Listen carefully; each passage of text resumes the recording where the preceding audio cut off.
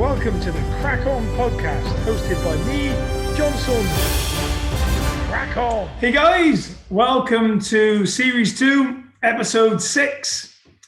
This week, I have the great pleasure of introducing Spiro Borg. Spiro Borg is a really good friend of mine, long-term friend from Cardiff, owner and director of Spiros, the fine dining caterers, for the last 37 years, nearly 38 years. And the stories always, I love talking to Spiro about the story, the journey, the ups, the downs. And my volume is not great through this, but as I do with all my podcasts, I just let them roll and you get exactly what's been said as they are saying it. So anyway, I'm going to introduce Spiro Borg and crack on. Hey Spiro, how you doing? Oh, I'm okay, John. You know, plodding on as it is. I think everyone's in the same boat at the moment, aren't they? And challenging times, I think, is the right title to give it. But hey ho, it is what it is, and we just got to make the most out of the small opportunity that's thrown our way at the moment, haven't we? Yeah, agreed, mate. I think it's obviously being in the industry, which we'll get to in a sec, but you know, the industry is obviously taking an absolute kick in, which, and I think it is one of those ones where, you know, whenever I see you, they'll make you always smiling. Trying to put a face on it, you know? Yeah, I know. I think, you know, the situation is, you know, I do feel for maybe the new start businesses that have been going maybe 3 or 4 years and they're just getting over that hurdle of setup and all the heartache that it takes, and, you know, your excitement turns to anxiety, doesn't it? You know, you're going to get through to the end of the year with making a profit, and, you know, all of a sudden, bang, this happens, where you look at a business such as ours, and, you know, I think I've always prided myself on running sort of a family kind of business, and we are a family, and we've always been like that, you know, #Spiros Family. And I think that, you know, if the pandemic had hit and I just had myself and my family to look after, you know, you plan for the future, don't you? And you plan for your retirement when you get a bit older in life, but you only ever plan to sort of look after yourself and your immediate family when, you know, something like this hits, and then all of a sudden you're not just looking after yourself, you're looking after your sort of wider family, i.e., you know, your team, and they are your team, aren't they? You know, they're your team and your staff, and, you know, some people look at their staff as just numbers and they're just, you know, names on a payroll, where to us, you know, we work with them day in, day out. And then all of a sudden, I suppose your fatherly instincts come out and you've got to protect everyone. And then all of a sudden, you know, that pound you saved for your rainy day, almost, you know, you're looking out at everyone then. So you're stretching even. That's the challenge I found, you know, and I'm always the kind of person that sort of, you know, I like to plan and prepare, and I like to know exactly where I'm going and how much things cost and things like that. And, you know, being in business for 38 years, it's not going to be hunky-dory. You're going to get, you know, good years and bad years. You're going to get challenges, you know, you're going to get rewards. So it's over a long period of time. But I think for the hospitality trade, we've gone into mourning, really. I think that's the word, because we're so involved in people's lives. So say, for argument's sake, you know, you're going to work, we're delivering a buffet within your workplace. You know, you're getting married, we're there with you when you get married. You know, you have your child, we're doing your christening. You know, we're involved in all these things sort of subconsciously. And, you know, to have all that taken away from you, from a sort of, you know, psychological and a mental health point of view that everyone talks about, it's a great loss. And it is. And I think that's what it is. We're mourning our customers, aren't we? Because we're in a very social environment. You know, we have a chat. If we, you know, even regular things in St. Peter's Hall that we used to do for the community, like, you know, bingo and pensioners on a Wednesday afternoon. If, you know, if Alice doesn't turn up on a Wednesday, you know, we're asking where she is and how is she? And, you know, and I think for me, that's been the biggest thing. Obviously, you know, the finance thing, you know, finances sort themselves out. You know, you either got the money or you haven't, you know. True. But I think from that point of view, I think, you know, people are missing each other, you know, and I think that's what we're all. I totally agree. And I think, so I started the podcast, and I will go a bit more into COVID as well, because I think you're the first real person I've interviewed that's been majorly in the leisure industry like me, and I think it'd be great to sort of bounce that off each other. Yeah. So what is What does CrackOn mean to you? Well, that's the first question I start off with. What does CrackOn mean to you? Well, you just got to get on with it, haven't you? You know, you just got to get on with it. You can't, you know, you're almost forced to do something you don't want to do, but you need to do it. A, to keep contact. B, whatever happens, you need to keep your business name out there and alive. Yeah. You know, and C, you're still doing things you love to do. You know, you're like, again, you know, you take us for example. You know, I've never done takeaway in my life. You know, I don't think I've ever, you know, I've been told for years to cut down on my packaging and not to use this and not to use disposable. And all of a sudden, I've spent more money on packaging in the last 6 months than I've had in my entire career, you know. So it's because everything is packaged, everything got to be individual, you know. And again, you're looking at brand standards. You just don't want to put your food in anything. So again, you know, you're being mindful that you still want to protect your brand and you still want to put out a quality product. You know, and that's what it is. You're cracking on with it, aren't you? You know, you're getting on. And you've just because, you know, you're sending something out of the door doesn't mean it shouldn't look as good as it should look if it's on a plate. It shouldn't taste as good as, and it shouldn't be as fresh, you know. So it really is, you know, we've all got together and we've all cracked on. Get on with it. I love that. That's in the leisure industry, as we all know. That's exactly what we do our best, don't we? That's right. You know. So the second question I ask everyone: have you ever had, or have you got someone idol or mentor that you've got within your life that has had quite a big impact on yourself? I think I can honestly say I don't have idols, and I don't say that in a sort of derogatory way. I admire a lot of people, you know, and especially colleagues, friends of mine that are sort of running their businesses at the moment. To go back to your page, you know, they're all cracking on, aren't they? Yeah. They're getting in the ring. They're fighting for survival. They're not moaning. You know, obviously they need to talk about it. But talking about something and moaning about something is two totally different things. Yeah. You know, and there's been help out there. Yes, there's have been help, and we're grateful for the help that the businesses have been given. But the help is for the businesses. A lot of business owners have had no help at all. Yeah. You know, we're doling out the furlough. We're paying pensions. You know, we've stopped paying our own pensions to pay the pensions of the staff that we're obliged to do so. And we're not doing that sort of begrudgingly. We're doing it because we want to do it. Yeah. You know, nobody's looking at the sort of smaller company director. I'm not talking about, you know, your Amazons and your things. I'm talking about, you know, our circle of friends, really. They're all company directors. Yeah. In some of them, the whole family are company directors. You know, they can't be furloughed. They can't be furloughed. And we're just getting on with it. You know, there's a lot of people out there that are moaning that they're losing 20% of their salary, but, you know, we're losing 100% of our dividends. Yeah. And we're using, you know, things that we've been acute with. We've been a bit careful with our money we've saved. You know, maybe we've invested, and all our money's gone back in now to stop your ship sinking. And there's so many people out there that are doing that I do admire. And I think, you know, in a lot of industries, the staff should sit back and take note and look at their managers and look at the business owners and say, you know, we're fighting for them just as much as we're fighting for ourselves. And, you know, from a selfish point of view, if I decided to shut the door last March and not reopen, I'd be okay. My family would be okay. I would probably have enough money to survive for 10 years. But you put all that 10 years money into 1 year to support your team. Yeah. And I think, if anything, probably taking it away from idols, if anything that annoys me are these people that maybe moan that they're on furlough. And you know, don't get me wrong, I'm not taking that away from them. You know, they're entitled to it. But I think they should just pause for a second when that money drops into their bank at the end of the month, and they've been sat at home and they've been tidying their shelves and they've been sitting in the garden. They haven't had that worry that the business owners have had, that what's it going to be like when we do reopen? Because when it reopens, hopefully the staff will come back, they'll be back on their salaries, their money will still drop into the bank every month, where it's not going to end for us.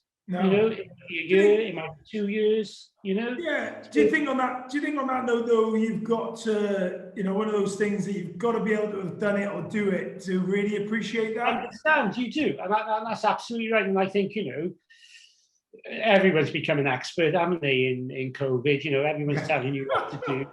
And, you know, everyone sees everyone's, it's easy to solve somebody else's problem, isn't it? Until you're actually into that problem. But, we've been, over a year now, but nobody's knocked my door official or said something, what do you need? They said, here's a couple of £1,000 grant, we've done our bit, do you need that? Is that enough? But, I don't think, one fits all, because businesses are very different. And it couldn't be that difficult to do, from a government point of view. All our accounts are published if you're a limited company. People can see the kind of expenses, that are accumulated in any business, where I think it should have been proportionate. Where, again, if the corner shops had their £25,000, they deserve it just as well as everyone else. But some businesses haven't suffered. But they were still eligible for the grants, and they still had the payouts, where you got certain, and hospitality, retail, the small independent shop, were forced to close. That's none of us want to be in this position. We want to trade, but we've been asked, or we've been ordered by the government to close, where some industries haven't. I mean, somebody said to me earlier on, just before we came on, that the sticking together, the shopping local. How important do you think that is right at this moment? Oh, it's hugely important. And and that's what I'm grateful for. And I think that you say, what you learn in business, what's the biggest thing you've maybe learned out of this, is building relationships. Building relationships, and you've known me for a while, John. I've always harped on about this, haven't I? Building relationships and everything, where I'm getting emails and phone calls now from people wanting to book things, takeaways, where it's, you did my wedding 20 years ago, know. And to me, but that means so much, because I don't know about you, but if you went to me, could you remember who your waiter was at your wedding? Can you remember who you dealt with when your child got christened, or somebody coming in the office? The only thing I remember is who turned up on the aisle, mate. That's all I remember. But to think to yourself that from 20, 25 years ago, people still remember. It's amazing. It's and we've had so much of that, and it's you look around the city centre, your personal service, where it's okay moving things online. It's not the same, is it? It's not the same. And people think, this is the future. And that, maybe it is. But we're social animals. We want to get back. We want to get back to the shops. We want to talk to the shopkeeper, don't we? And we want to get out. Even with takeaway, you want to come out. You want to sit at a table. You want somebody to bring the food ready to you. And that's what we do. So, I mean, taking everyone back, the people who don't know Spiros, so the ones in the audience that don't know. What do you mean, people that don't know Spiro? There's a lot to do. Take us back then. Where did it all start for Spiro? Well, it started sort of nearly 40 years ago, when I had this mad idea that I wanted to start my own sort of catering business. I was 17 years old at the time, so it was probably a really bad idea. And I went to my dad at the time and said, "Look, I got an idea." Now, I suppose looking back now, if your 17-year-old son came to uni, and at the time, I needed to borrow quite a bit of money. I needed to borrow £4,000, which would have been a lot of money then, 40 years ago. And I found this little shop in Caroline Street, of all places, just by where Lab 22 is now, or was, it's still there now. And it's still there. It was a little cafe there, and again, naive 17, 18-year-olds going into business. I opened up on Boxing Day, and we had a great first week, as it was Christmas and people were still out, and it was only sort of a little cafe shop and things like that. And I started to build it up, and we started to do some private functions in the evening and things like that. And anyway, first year accounts were published, and I thought, oh my God, I'm not going to become a millionaire on this, and I need to do something else. And then I thought, well, if the customer won't come to me, I'll go to the customers. So the second year, Spiros Outside Catering was born, and I started knocking some doors, and I thought, I can do this. And people were saying to me, can you do a dinner? And there was nothing there, no kitchen or anything. And I thought, well, I'll take the bookings and panic later, And within the second year of trading, my outside catering business had outstripped what we were doing sort of in the cafe by miles. And for some reason, and I don't know how I managed to negotiate at the time, I'd signed up to a 7-year lease for this premises, but I had a 2-year exit clause put in there. And I exercised my exit clause, and that's when I moved to St. Peter's Hall. And I think the rest is history, I think. And I just moved around the city. We've had some, really good clients over the years. My social side has been really strong. I probably cater for, thousands of weddings over the years, and sort of built up that relationship. And that's how it started. And now I'm sitting in my city centre office in Charles Street all by myself in a magnificent building. And hasten to add, me in the same location, but in a different room. There you are. Yeah, at least you're in the posh room. I am in the posh room. We said that at the beginning. I am in the posh room, mate. Yeah. No, it's amazing. So chefing's always been in your blood since you had. Yeah, chefing's always been. My father was a fantastic cook.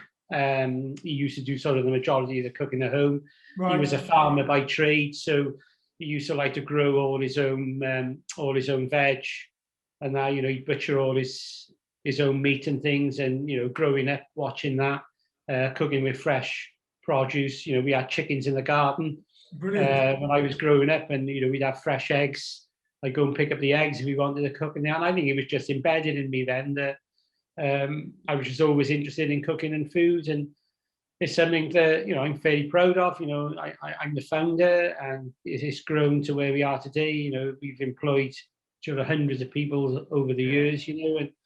And just when I thought it was time to start taking it easy, when wham bam, thank you, man. Wham bang, another challenge, and so I'm going to probably be around for a couple more years now to make sure the ship is sailing steadily again, Yeah, it's good. And entrepreneurialism, let's talk about you being an entrepreneur. When you were 17, there's not many 17-year-olds who would make that decision or want to do that. Was there a moment that you just thought, this isn't for me, but this is?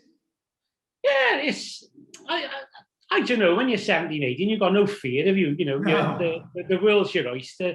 And you can do everything, can't you? When I was 17, I thought I could do it. I knew everything when I was 17. It's and now 40 years later, now here I am. The chef, the accountant, the waiter. You learn as you go on. And you do make mistakes. Yeah. You make some small mistakes, some huge mistakes. But I think I've always worked on the philosophy. There's nothing wrong in making mistakes as long as you learn by them, and you don't sort of hurt people on the way up. But I think that the most important thing is, I think in any entrepreneurial challenge that you have is, you need your staff around you. You need good people. Yeah. We hear it all the time. Build the right team, have the right people, your like-minded people around you, and treat them the way that you want to be treated as well. So you've got that mutual respect, which I think growing up in the hospitality and catering trade is a lot better now, but it never used to be in the beginning. It was almost, second-class citizens. You had the ethnic people that weren't treated very well originally. There's so much talent in the industry, and I think this is what maybe has annoyed me over the last year, where people have been talking about retraining and things. We've spent years, trying to build up the trade, trying to tell the youngsters this is the career you want to be in, it's well paid, you're well treated. And then all of a sudden somebody's telling us to get a proper job, where, we've locked people away from hospitality, and the mental health issues have gone up. People are going crazy. Why are they going crazy? Because they can't go out to hospitality and socialize. Exactly. That's how important it is to our society. It needs to be nurtured, doesn't it? It's first thing people do if they got something to celebrate. They want to go out somewhere, don't they? Yeah. Even if it was just your mates, you need to go for a pint, don't you? Take all that away from you. There's only so many cupboards you can tidy at home and get satisfaction out of it, isn't it?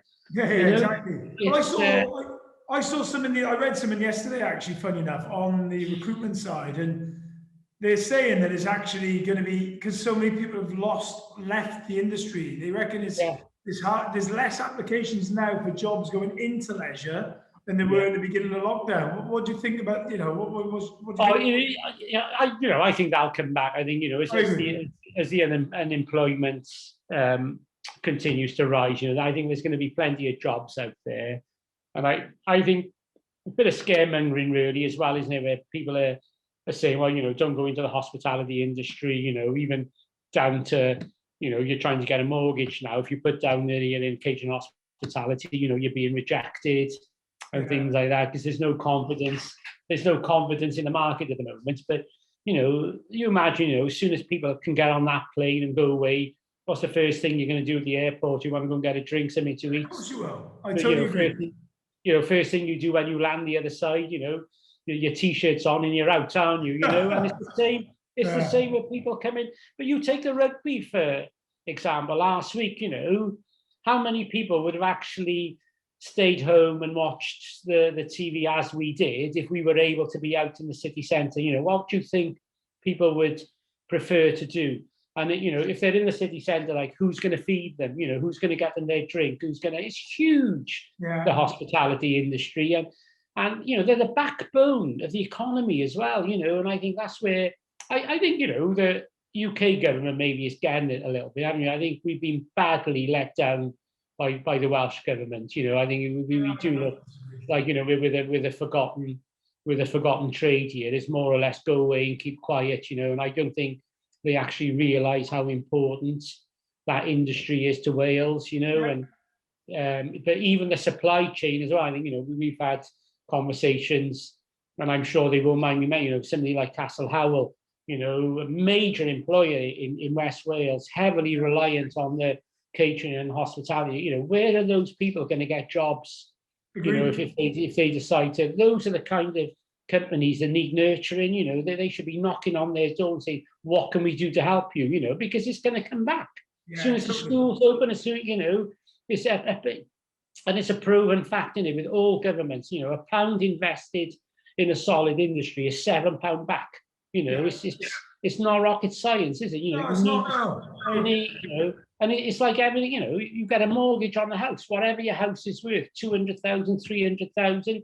You start small, don't you? You start with a 5 or a 10% deposit, then over the years you're buying a house. It's exactly the same. It's exactly the same with nurturing industry, and how governments, some governments, or administration, like some of them are administrators, aren't they? They're not governments. Some of them haven't got common sense, and it's why they can't see that. It's just I totally agree. And that's the kind of thing that maybe as a businessman annoys me, where you see your colleagues and they're working so hard, to try and make something for themselves, but in return they're helping the economy and the nation that you live in so much.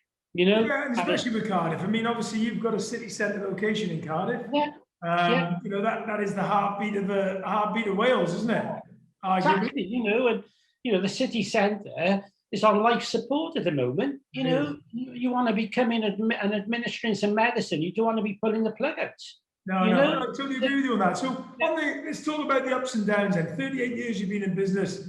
That is commendable in its own right. 38 years is a massive achievement. But the ups and downs, and anyone that's, the advice through those lows and the highs, what's the advice you would give people because the low times you must have been through some low times. You're all human at the end of the day, aren't you? And I think everyone gets to the point where you think to yourself, my God, is this worth it? Is this worth it? And you feel like, throwing the towel in. Yeah. But you have to stay focused. You have to stay focused, and you have to stay positive. And you need to look at the end results rather than where you actually are. And what do you do to keep that positive side? I try and look for the solution, because there is a solution in everything. So try and look for the solution first, then make your mind up if it's worth it or not. Yeah. There's always a road to that solution, and whether you want to now, as a company owner, it's just like having your baby, isn't it? You're feeding, you're changing its nappy, you're watching it grow. It's totally different than if somebody's looking like, if they see a little brat there screaming and that, he's a brat. But if it's your child, you want to comfort it, don't you? And you want to try and get it. My kids, you must know. I'm an expert on kids. I got about 54 of them at the moment, but but that's what you got. You got to stay focused. Sometimes it doesn't work. Yeah. And sometimes the right solution or the right answer to the solution is to walk away. or try and get out of it. You know, there's, you know, I've taken contracts over the years that they look really attractive, or that'll sit really good with a brand, but it doesn't. Yeah. And you've got to think to yourself, you know, the longer I'm in this, the more damage it's going to do to the brand. So it's like having... On that one there, with regards to making those decisions and making those bigger decisions, for Spiro, is it a combination of a lot of things, or is it more the people don't fit, the numbers don't fit? How do you make those decisions? It's a combination. I always say, if I sit in finance meetings with maybe my financial advisors or my accountants, and sometimes they're just focused on numbers. And I always say, you know, and it's probably one of my catchphrases, everything's got value, but sometimes the value is not cash. And you've got to look beyond that. And people say, well, what do you mean by that? Well, you could have, say for argument's sake, with Cornerstone, a massive building in Corner, we have fantastic function rooms.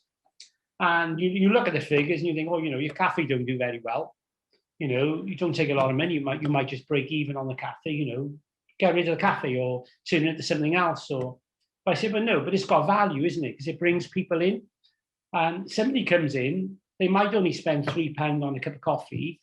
But again, you go back to what I said originally, you build relationships, you start talking to people, you think, oh, what do you do here? And, oh, I got a function room upstairs. I go, oh, let me see. Oh, my daughter's getting married next month. So that all of a sudden, that £3.50 turns into maybe a £10,000 function. Yeah. But somebody looking at your figures, and you only made £3.50 that day. So it's and we hear this phrase all the time, don't we? Thinking outside the box. Yeah. Your business is not just what's in front of you. Your business is all around you. And I think that's where people sort of miss a trick sometimes, where they may meet somebody, you know, they may have and they think, well, there's nothing in there for me. You don't know. You treat everyone the same. And, you know, you market yourself in sort of a professional environment. Let people make their own mind up. It's your product that sells. Yeah. People do well in business because they got good businesses. Yeah, what about consistency? There's one thing that I know about Spiros, from when I've known it to now. How important is consistency to you? Well, it's the be all and end all, isn't it? Yeah. You know, and again, it's the brand, isn't it? If somebody sees the Spiros van put up, or a member of Spiros staff in the Spiros uniform, there's an expectation, isn't there? Because you've been going so long, well, this is going to be good. But what is good? And I think, you know, over the last 3 or 4 years, we run a program within the company. I think you were involved a bit in originally, John. Yeah. You know, what looks good, you know, and everyone's got a different perspective of what looks good, but it's bringing all those ideas. So you've got a common good. So, you know, somebody might lay a table in a certain way. They might think it's good, but I might think it's not so good. Yeah. So, you know, what you need to bring it all together is this is Spiros good, not Spiros as the person, but Spiros as the brand, you know. And I think that's what the most important thing is. It has to be that consistency that's always good. And is that something that, I mean, something I've had firsthand is the Spiros culture. Is that something that comes from that Spiros way and making sure everyone... It's the Spiros way, but it's something that people buy into, not sort of, you know, dictatorship or a thing, you know. You have to want to do it as well. And it goes back, you know, to the Spiros family. You're looking after each other, aren't you? And you can have a fantastic chef in the kitchen and he can produce you the most wonderful food and display it, you know, like a Picasso print. But, you know, you've got somebody with bad attitude serving that meal to you at the table and throwing it at you, which would completely ruin, you know, whatever you think.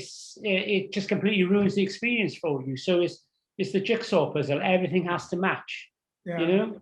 And over that 38-year period, how much has the business itself changed and how much has Spiro changed? I think the business has evolved. I wouldn't say the business has so much changed. I'm probably doing, you know, the same thing now that I was doing, you know, 38 years ago.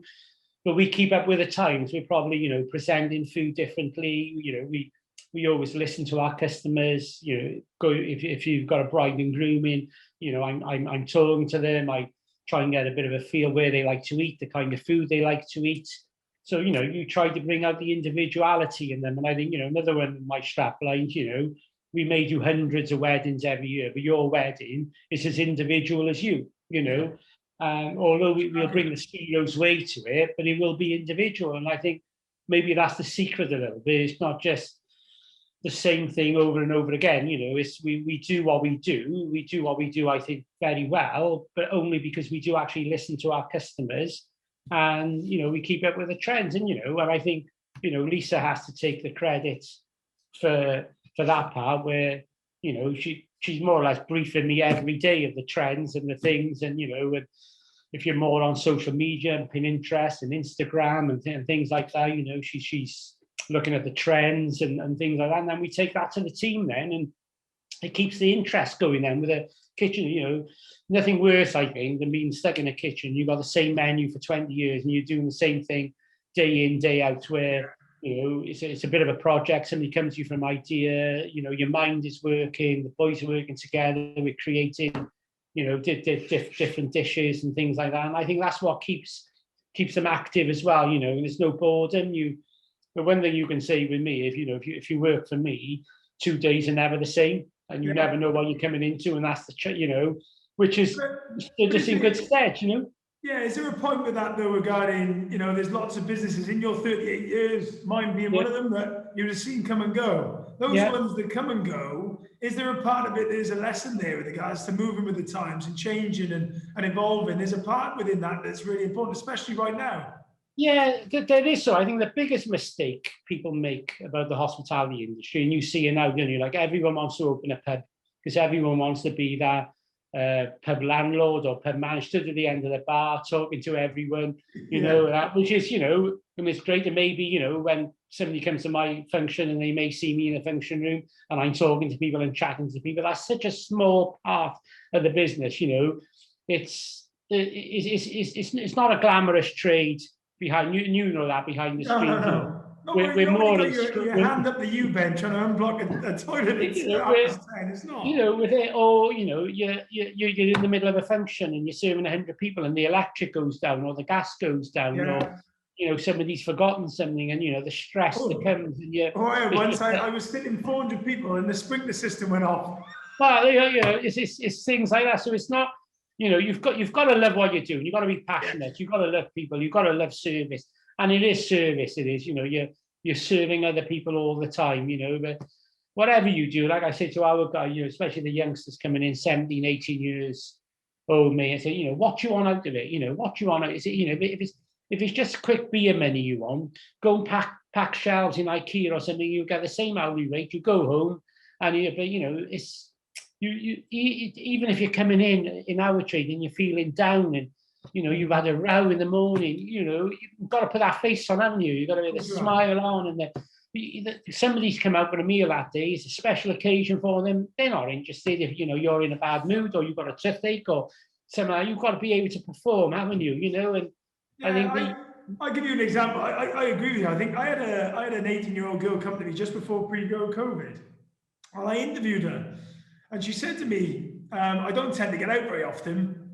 It took me a lot to come to this interview. And I said, I tell you what, I'm going to not take this interview any further. You have got to work for me because you've got to get out and get some life into you. You'll love it. She was still there like 6 months after, absolutely buzzing in with the team. Yeah. And it became a social life. And that's what it does, doesn't it?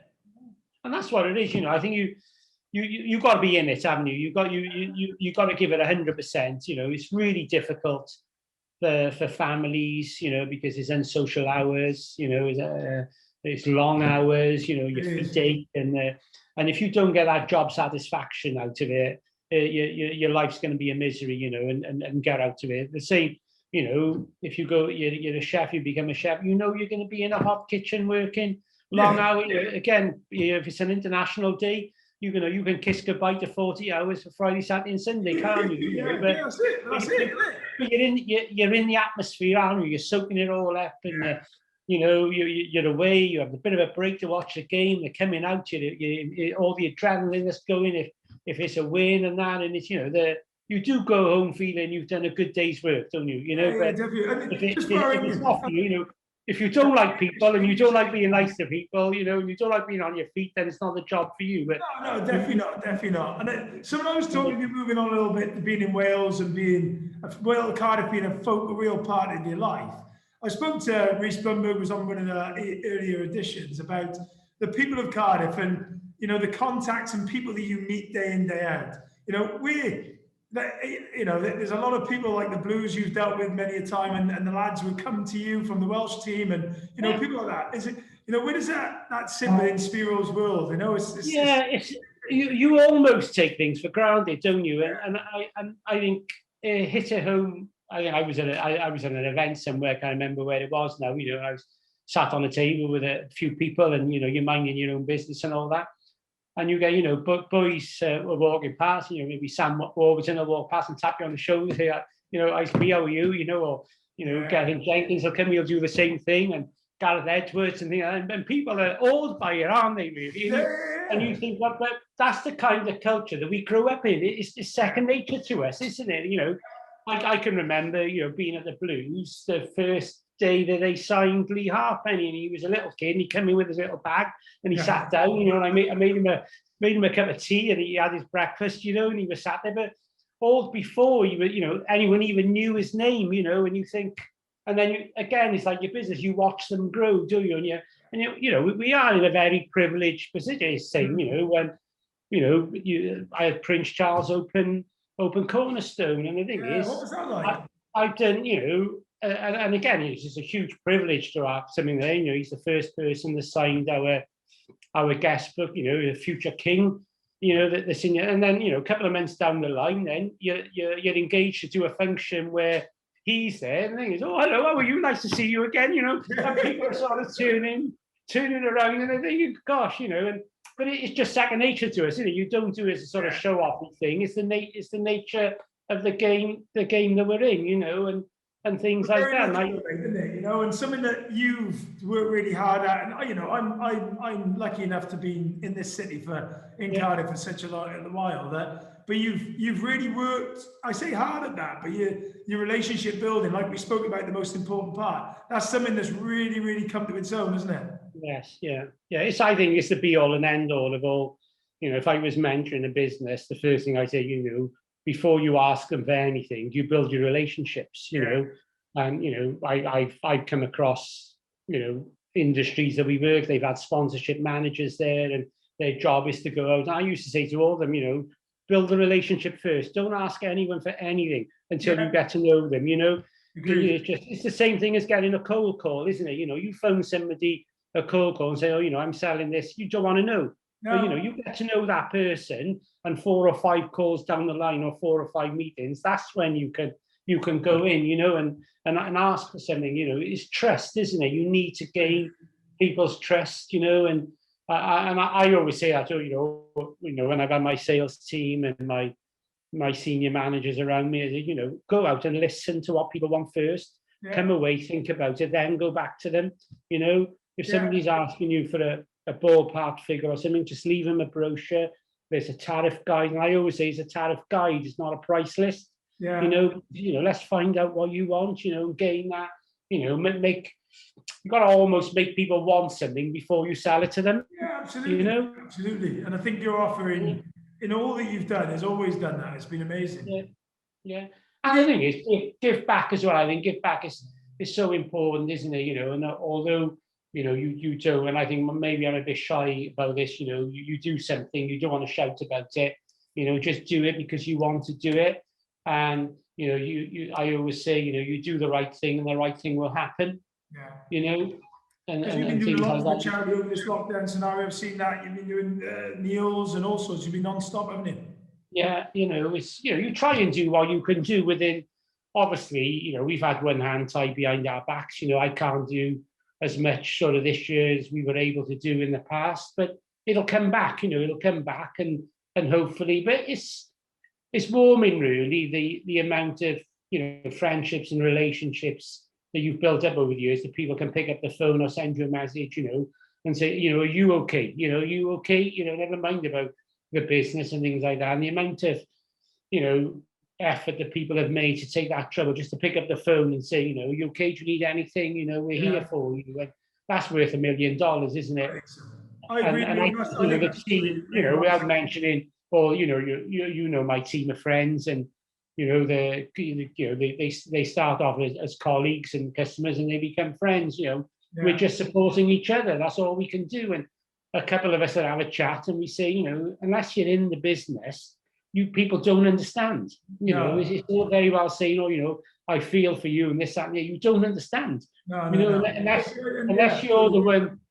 You know, you were in that situation where you lie in bed on Wednesday before end of the month and you're thinking, am I going to have enough money in the bank on Friday to pay the wages? You know, you don't know. If you've never been in that, so you don't know. I don't care what you say, you know. I totally agree, mate. You can be a manager in a company and you think, oh, you know, cash flow's a bit short this month. You just ring somebody and let them know, don't you? You know? If it's your bank account, and I think that's what, you know, I probably worried about more in the last year. You know, we got local suppliers. You know, we try and support the local tradesmen as much as we can, and you can see them suffering. You know, things like the laundry, the veg man. I'm just not spending the money. You know, they used to rely on that. You know, even something stupid like the window cleaner is 80 quid a month. You know, he loses 4 or 5 of those. You know, and it's, you know, it's big money to him. He's a one-man band, you know, one-man band, and but it's something you just don't need at the moment. And I suppose those that are going back to saying, you know, what are the decisions? Those are the hard decisions to make in your business, where you've got to make some decisions that are unpopular, you know, and are difficult. And I used to say, sometimes, you know, we have a brainstorming session or we got the staff, and I think in one particular occasion, you know, we had somebody in, it's right, you know, you've got to stand up and you've got to say one good thing about the firm and one bad thing. And I remember when it comes to my turn, I started the one good thing I find is that I get to work with lovely people every day. And, you know, I'm really fortunate that I got a great team around me. I said, the thing I don't like about the company is sometimes I got to sit at my desk and put my chief executive's hat on, and I got to make decisions that I know that are going to affect the people that I like working with, and they're going to be unpopular. But when you're wearing that hat, you've got to do what's best for the business. And that's where I think some people fall down, where they can't make that distinction. And you know, as much as you love to work with somebody, if you don't look after the business is not going to look after you. And sometimes for the greater good, you got to make. And that's really hard sometimes. Because, you know, if you were sitting in some ivory tower somewhere and you were making a decision and you had, you know, 40 or 50 members of staff that you've never met before, it's fairly easy to make a decision, you know, but when you're working next to them and you know that your decision is going to affect them greatly from 9 o'clock tomorrow morning, and you've got to come into work and you've got to try and be your chirpy self, that's what I find, as a person, the most difficult thing to do, you know. And is there a specific way, like I said, in that time you've done those real tough decisions? Is there a process you use? I mean, you know, you alluded to maybe speaking to people, and is there a way that you make those big decisions? I think everything needs an explanation, don't there? If you tell somebody to do something, full stop, then you're going to start. But if, you know, you need to explain your rational thinking behind it and why you need to do this. And I think that's the way that you get people on side. Because they, you know, and most of them at the end of the day, you know, they'll say to me, you know, I'm glad you had to make that decision because I probably couldn't have made it, you know, but I do, you know, I do respect the decision, and I can see where you're going from, and, you know, let's give it a go, kind of thing. It's also about how you deliver that news. I find, Spiro. It's not just the decision; it's how you communicate it to people, isn't it? Exactly, and it's a process, isn't it? You've got to go through that process, and again, it's being armed with all the information that you need, which is so difficult at the moment because you can't plan or make decisions because you haven't got the full story. Like, you know, am I going to be operational by the end of July? Am I going to do the weddings that I've got booked in August? I don't know. So, you know, how can I make a decision about, do I need to keep staff post furlough? Do I need to take people back on? Do I need to start training now? What do we do? What do we do? You don't know what to do. It's not good. So what do we have to do? Is why you said we've got to crack on. That's all you can. that's all you can do, isn't it? You know, you've got to crack on day by day and make just steer the ship the best you can. And you know, once in my life, you know, you just got to hope that you're going to come out to the end of it. You know, you know. Yeah, our enthusiasm will be there. We've never lost our enthusiasm. No, it's something we have always had, mate. It's the enthusiasm. Yeah, and you know, whatever's thrown at us, we'll make the most of it. You know, and any situation you get opportunity is just how loud that opportunity is knocking at the door, isn't it? At the moment, totally. And I think, you know, look, all I want to say is thank you. We've come to the end of the last 3 questions now. So I really appreciate your time, Spiro, and I've really enjoyed it. So last 3 questions then. So in Spiro's world, 3 non-negotiables. Oh, 3 non-negotiables. Integrity. Yeah. Never lose your integrity. Family life. Never forget your family. Your family are your most important tool around you. And then when this is all over, that's what you're going to go back to. So look after your family. And, or, you know, not that they are number 3. They should be probably number 1. But, you know, it's your customers and your colleagues around you. You know, you treat them with the respect that you want them to show you. And, you know, if other people are calling them to pieces, you see them for what they are really and make your own minds up. You know, we're painting this picture, aren't we, of always so-and-so, so-and-so. You know, there's a lot of people there with maybe a hard face, but they got hearts of gold, you know, and you've got to break past that, haven't you? You know, I always see the best in people. I think that's the non-negotiable thing, you know, there is good in everyone, isn't it? Yeah, you know? I totally agree with that, mate. Right, so next question. The biggest life lesson you've had? The biggest life lesson I've had? Oh, my God. I think I've learned so many lessons in my life. If I had my time again, would I do it all again? I probably would. Yeah. If I learned a lesson like some people you don't do business with, you know, and you've got to have I think that's maybe the biggest lesson I've learned. I've maybe been taken in once or twice, thinking, you know, but then, you know, you're the better person, I think, because you come out of it, you know. But you've got to go into them and learn, mate, haven't you? Yeah, you've got to, you know, you've got to. And, you know, the other lesson maybe is, you know, you've got to nurture the people around you. If somebody's thinking of leaving or going, you know, don't let your vanity stand in the way. If you think they're worth keeping, then keep them. Yeah, you know? I love that. That's another good mate. Right, last one, I promise is the last one. So any advice we just alluded to it on the last question, but any advice you'd give to a 17-year-old Spiro Borg? Oh, don't do it, isn't it? No, I'd say, you know, I've had a great life. You know, I've had a great life. I've met some great people. I think maybe I've been a little bit too ambitious sometimes and done things too quickly. Right. Everything, I think, if it was somebody, I said, you know, everything will come to you. Yeah. But sometimes you've got to be a bit patient. Where I, you know, if I set myself a goal, I wanted it tomorrow. You know, and maybe I burned myself out a couple of times because I wanted to reach that goal. But as long as you reach the goal, it doesn't matter. Yeah. You know, you just take it. And I think, again, through COVID, we've all had to learn to be patient. And we, you know, we've got no other choice. So I probably would have maybe thought about things between, you know, when I, you know, matured a little bit, got a bit older, then you do take your time. I think, you know, as a 17-year-old, I wanted everything within the first year, you know, your fast car, your holidays, your house, you know, and if I had to work 24 hours a day, I'd work 24 hours. Yeah. But I think you burn yourself out too quickly, don't you? You know, and then so, you know, do it, follow your goals, but take your time doing it. That's good. Great advice, mate. Great advice. So if anyone wants to contact Spiro, interested in booking a wedding, anyone get in touch, how do they get in touch with Spiro? That's easy, spiros.co.uk. There we go, mate. That's a great little plug and straight in there, isn't it? Sure. Thanks, John, very much. I so appreciate it. Thank you. You're very welcome. Cheers, all the best. Bye. I appreciate it. Cheers, mate. Bye. And there we go. Spiro Borg. I just love this. I love his honesty. I've always loved Spiro's helped me out no end in my journey to this time, to this day now. He was the first one, or one of the first ones, him and Chris McNamara were the first ones to reach out when I lost 29 Park Place and we lost the business. And that for me, you always remember the ones when you're on your way down, because when you're on your way back up, they're there for you. So I will never forget that. I will never forget. And I will always remember the conversations I've had with Spiro, just about to pick yourself up, reflect, and get on with things. He's got a real crack-on attitude. I've really enjoyed sitting down with him for the hour. Really loved connecting with him. And yeah, just hope you really enjoyed it. So, if you really want to reach out to me, reach out to Spiro, share it, like it, get on with it.